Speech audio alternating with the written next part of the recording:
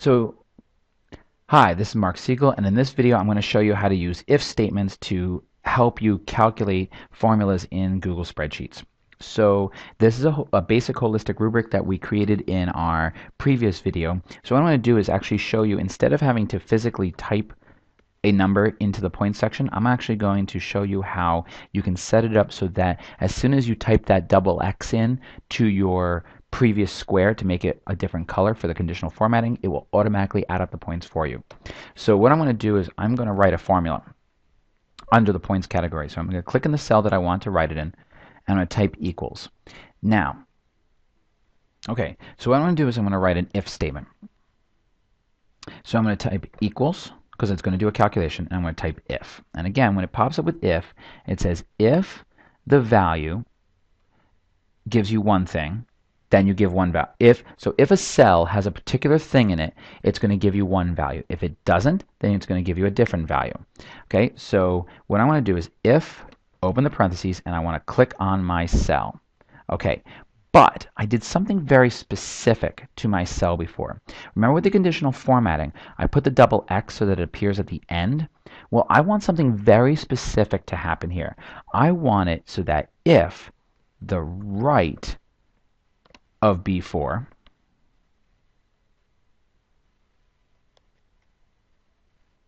if the right of B4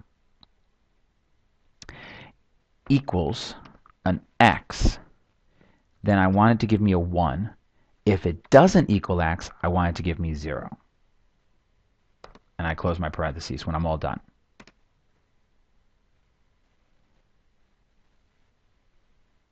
So now I can test this. And I can say, okay, well, let me put an X in here. And you can see that it gives me 1. And not only does the conditional formatting work, but it also, so it changes the color, but it also added it up for me. Now,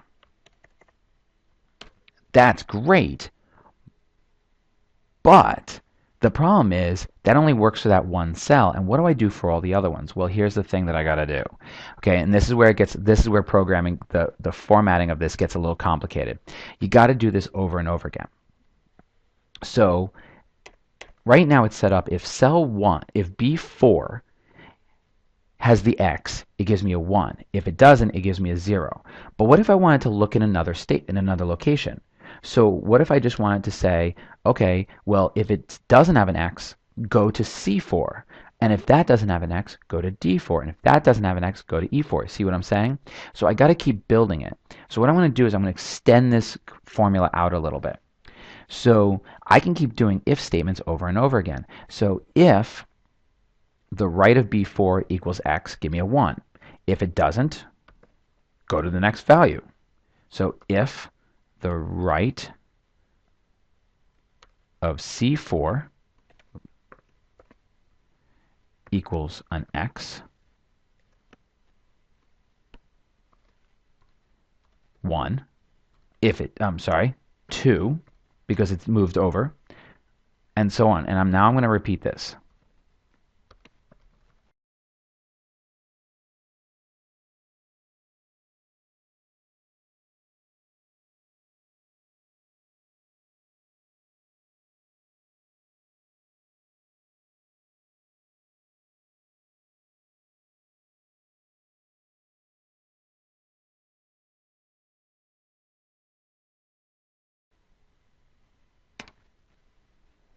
Okay, so let me go back through that. So what it was it's a series of if statements. So the first one was if the right side of B4 equals an X, give me a 1.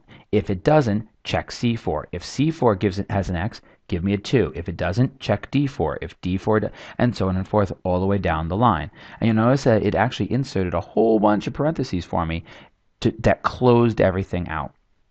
So now, watch what happens. Let's change my conditional formatting location. And you'll notice the points value changed. Let's say I bumped it up to a 0. My conditional formatting changed and my number changed. Now you notice that it's not case sensitive. So if I put in a capital X or a lowercase x, I get the same value. Perfect. Okay, now you say to me, Mark, that's awesome, but I don't want to, I have a 9 row spreadsheet of for a holistic rubric. I don't want to have to type this over and over again. Awesome thing that's embedded in this. Click on the cell that you want to copy. So this has this whole huge formula right here. In the bottom right corner, you see this blue box.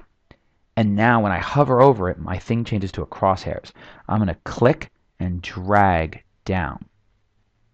And you'll see that it changed. Now, I didn't copy the number because watch. When I take out those X's, the value changes. And my numbers change. And if I actually click in the cell and I examine back up here, you can see that the letters all stay the same, but when I drop down a row, it moved the row number for me. So in the previous one, everything was 4s, and now everything was 5s. And you can keep doing that all the way down. If for some reason you decide to skip a row or you have a different section in between, you can still copy it.